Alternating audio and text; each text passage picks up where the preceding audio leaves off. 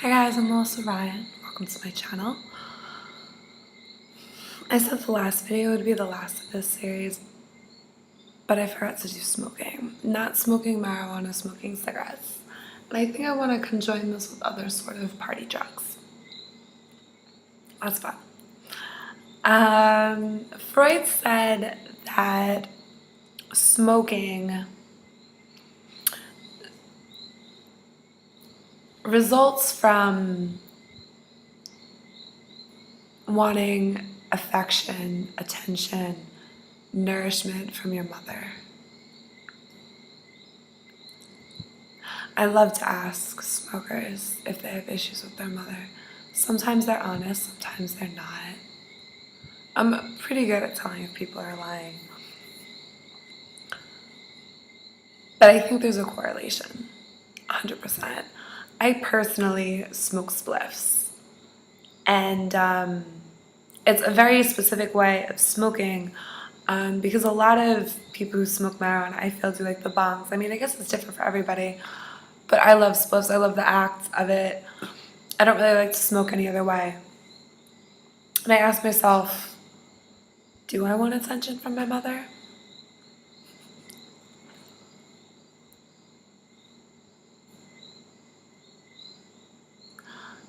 I seek my mother's validation, possibly more than anyone else's. So does that correspond? I don't know. I don't know. I want to talk about cigarettes. Cigarettes is very different from smoking pot.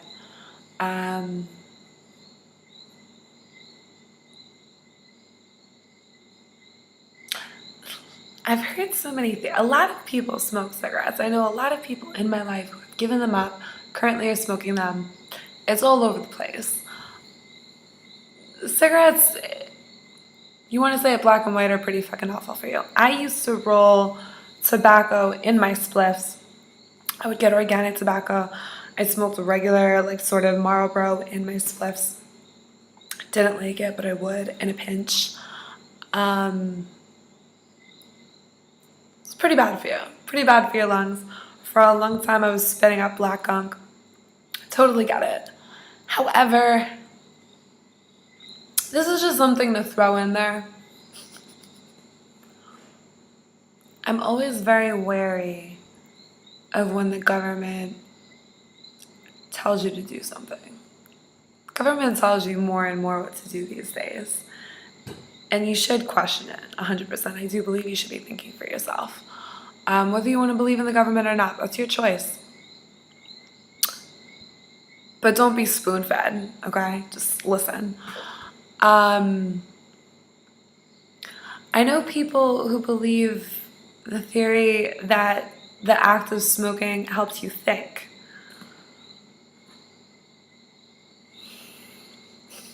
Something to think about.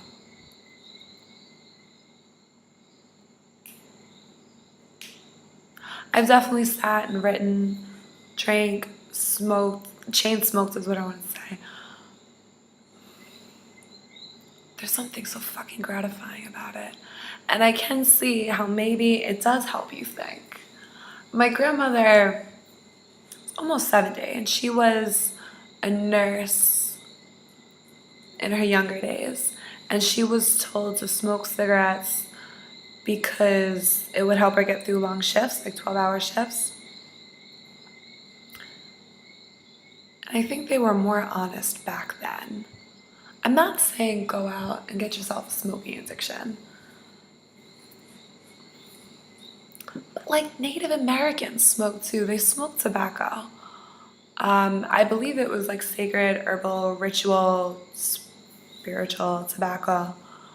But they were smoking it. Smoking is like an ancient sort of practice. And marijuana has all sorts of benefits for you, and you primarily smoke marijuana. I'm blending the two videos. Maybe I should have added them together. But I have found I know a lot of smokers.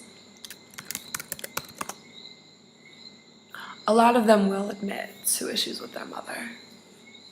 A good amount of them will admit to issues with their mother. And then there's me, who talks about her issues with her mother online. My mom is fantastic, she really is. But we all think certain things, we all do other things. Life isn't easy. It's specifically not supposed to be easy, so it's like gratifying when you do sort of get a handle on it. But yeah, you can get lost so easy. And I've absolutely been there. Smoking,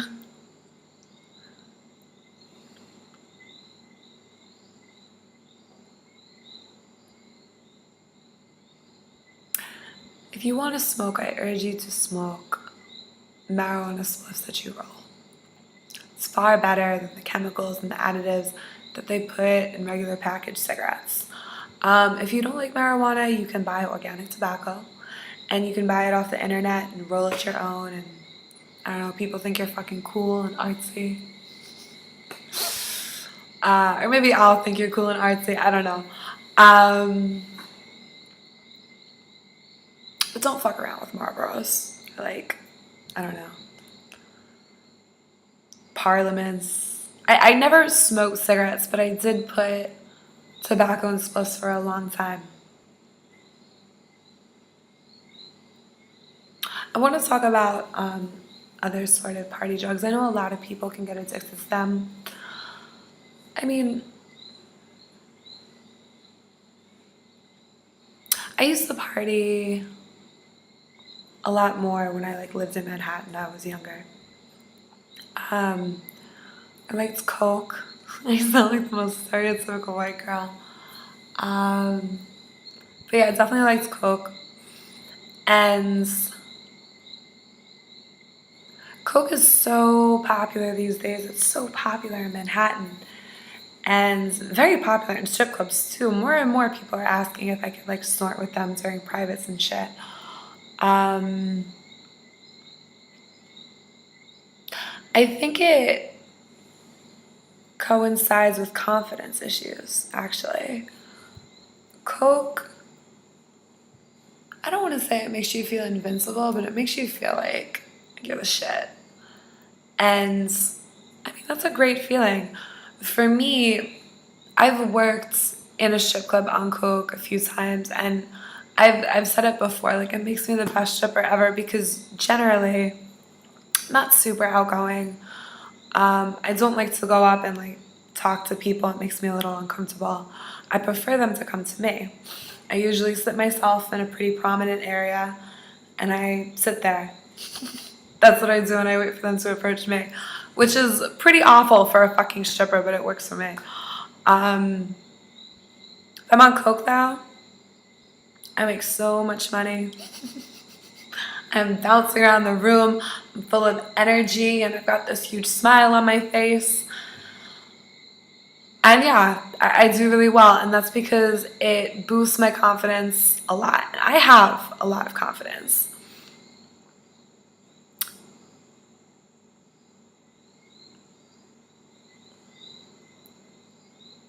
But it gives me way more confidence to the point where I can walk up to any person and just feel completely calm, excited, and it's a great feeling. It really is. It's a great feeling.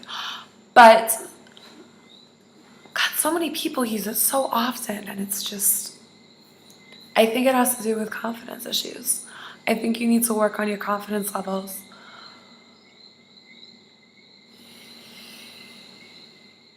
Do you like yourself? Do you think you're interesting? Do you think you're attractive? Coke helps that too, I think.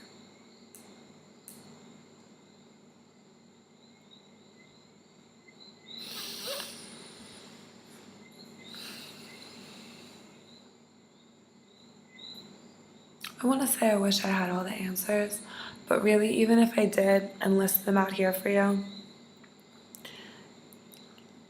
it would never work unless you figured it out for yourself. Because, I mean, even now, there are things that I have heard way back when, that are literally just making sense to me now because I've evolved.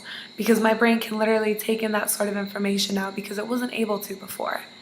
And that's what life is about. It's just getting to higher levels of consciousness to better navigate your life, to get as much as you can from it, to do everything you can to the best of your abilities. And you do that by understanding yourself, learning yourself, bettering yourself.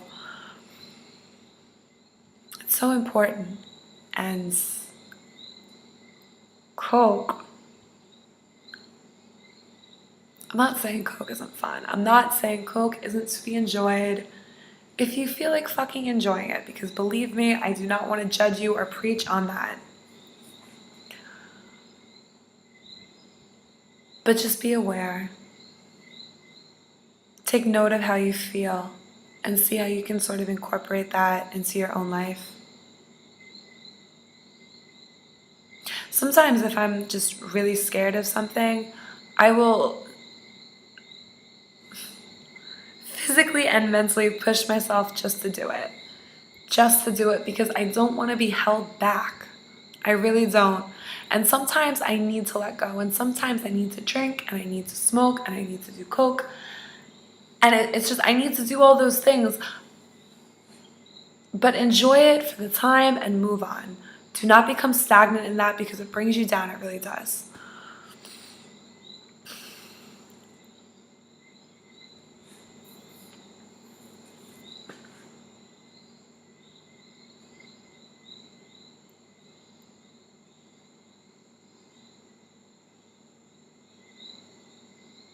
Okay.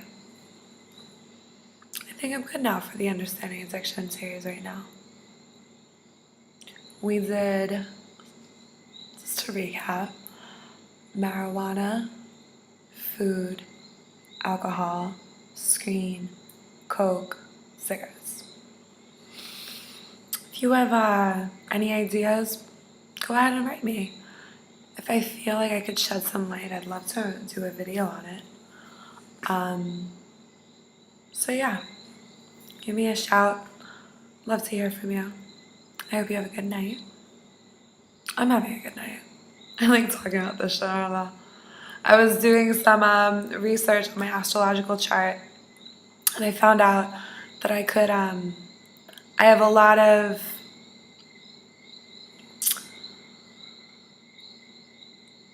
qualities in me that make me apt to be a preacher.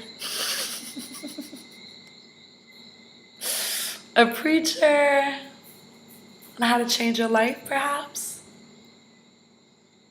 I think so. I love you all.